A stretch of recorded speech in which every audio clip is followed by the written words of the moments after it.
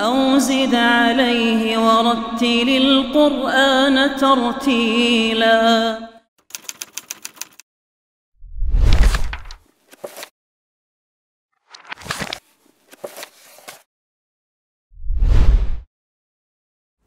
Bismillah, Assalamualaikum warahmatullahi wabarakatuh.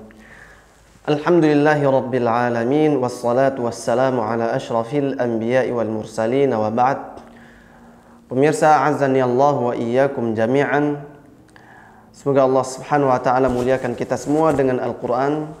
Kita kembali lagi dalam episode kali ini dalam pembahasan fasahatul lisan, dan kita sudah masuk di pembahasan awal dalam sifatul huruf, ya.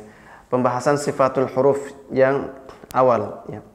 Baik pemirsa, azani Allah wa iyyakum jami'an, sebelum kita melangkah lebih jauh tentang pembagian makharijul huruf dan sifatul huruf masing-masing sifatnya, kita akan jelaskan terlebih dahulu kenapa kita bahas ini dan apa yang dibahas di sini. Jika pada bab sebelumnya makharijul huruf kita belajar dari mana huruf itu dikeluarkan, makharijul huruf kita belajar dari mana huruf itu keluar. Oh, huruf itu keluar dari sini, dari sini, dari sini, dari tenggorokan, lidah dan seterusnya.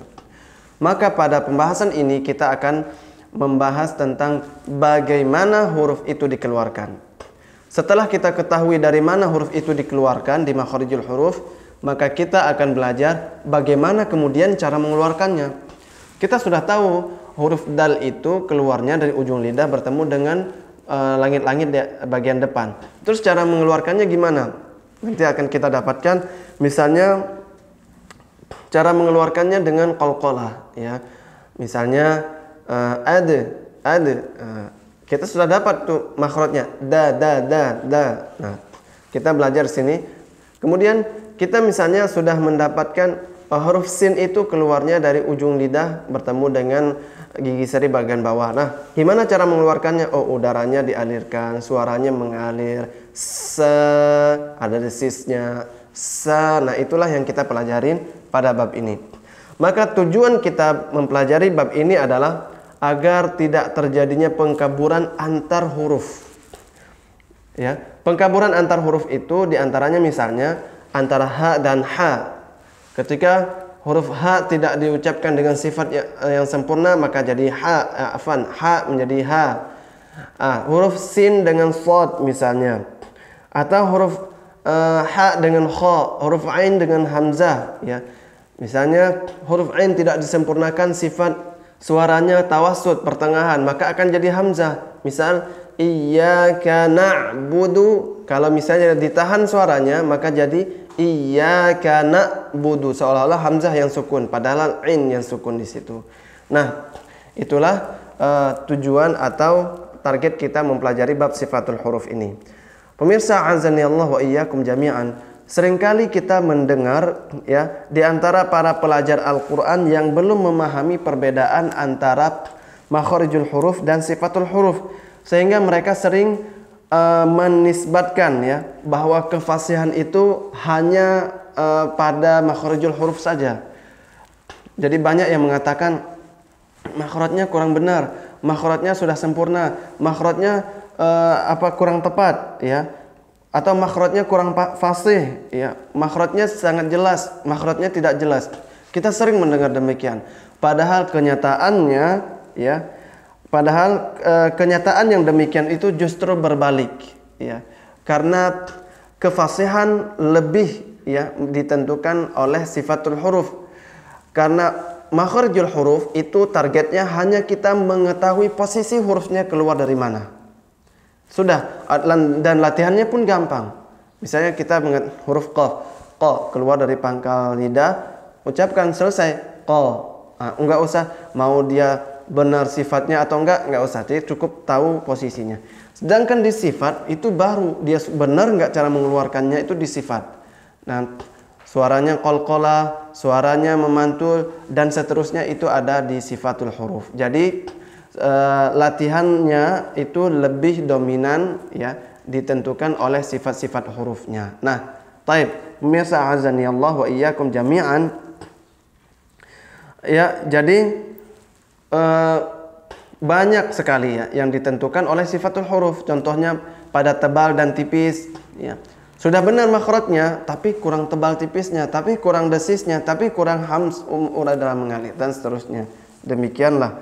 Taib. Masa azani Allah wa iyyakum jami'an. Nah, sekarang apa yang dimaksud dengan sifat huruf itu? Kita sering mendengar sifatul huruf, sifatul huruf. Apa itu sifatul huruf? Sifat ya, sifatun dengan dipanjangkan fa-nya.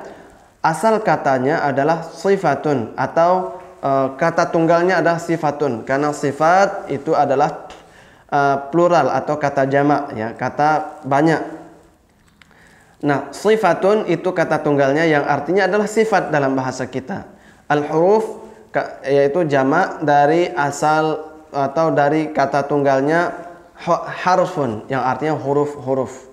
Jadi sifatul huruf sifat-sifat huruf hijaiyah ya, bukan sifat huruf bahasa kita atau bahasa daerah kita, tapi sifat huruf hijaiyah yaitu bahasa Arab. Taib.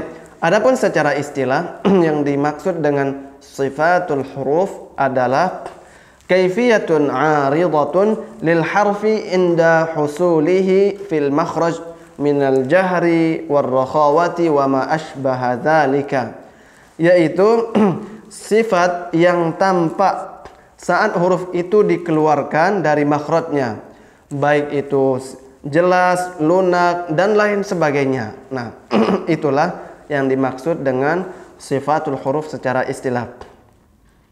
Kemudian apa manfaatnya bagi kita kalau kita belajar sifatul huruf ini? Manfaatnya selain yang sudah kita sebutkan tadi, yaitu dapat membedakan huruf-huruf yang ya makhrajnya sama, tempat keluarnya sama. Misalnya tadi huruf yang makhraj tempat keluarnya sama ya.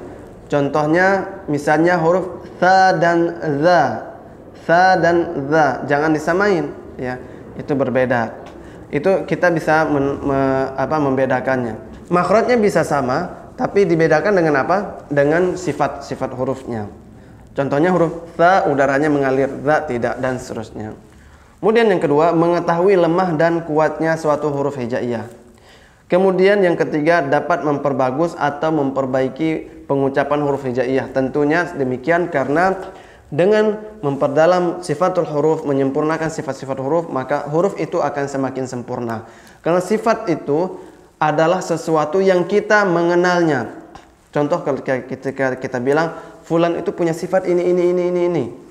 A, B, C, D. Berarti kita akan mengenal orang itu dengan itu. Nah, begitu juga huruf hijaiyah mempunyai sifat. Maka kita akan mengenal huruf hijaiyah dengan sifat itu. Oh, huruf sin itu sifatnya berdesis dia. Dia sifatnya udara mengalir, suaranya mengalir. Dia dibaca tipis, ya istifal dan seterusnya. Nah, demikianlah. Nah, mirsa azanillahu wa iyyakum jami'an. Maka dalam hal pembahasan sifatul huruf ini terbagi menjadi dua macam atau dua jenis. Ada sifat zatiyah, sifat lazimah, ada sifat aridah. Sifat lazimah atau sifat zatiyah, sifat yang selalu mengikuti huruf itu. Ketika huruf itu diucapkan, selalu huruf itu ada sifat-sifat itu. Ya.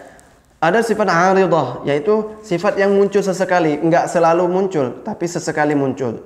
Ya, seperti itu. Nah, contoh sifat lazimah, dan ini menjadi pembahasan kita pada pertemuan ini, yaitu sifat lazimah terbagi dua. Sifat lazimah yang memiliki lawan kata dan sifat lazimah yang tidak memiliki lawan kata. Yang memiliki lawan kata ada 5, yaitu hams yang artinya udara mengalir, lawannya udara tertahan atau jahr. Kemudian syiddah suara tertahan, lawannya rakhawah udara mengalir, suara mengalir. Dan di antara syiddah dan rakhawah ada namanya at-tawassut atau bainiyah, suara pertengahan. Kemudian istifal, lidah turun, lawannya isti'la, lidah pangkal lidah naik. Kemudian itbaq, ya lidah lengket ke langit-langit, lawannya infitah, lidah terbuka, ya terhampar, tidak lengket ke langit-langit, dan suaranya mengumpul antara langit-langit dan lidah. Baik. Kemudian setelah itbaq dan istifal ada idlaq dan ismat. Idlaq itu huruf yang mudah diucapkan, ismat huruf yang agak sulit diucapkan. Dan ini tidak banyak pembahasan pada bab idlaq dan ismat.